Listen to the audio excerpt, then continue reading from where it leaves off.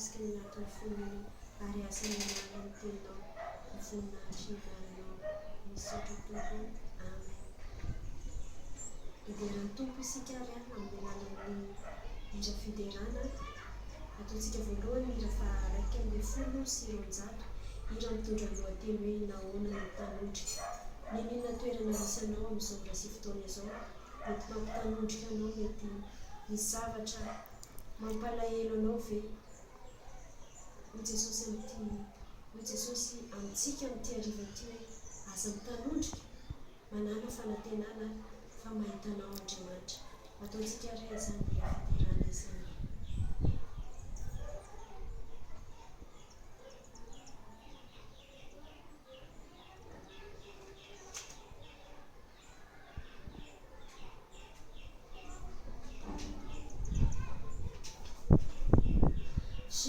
Hoje fu nuniati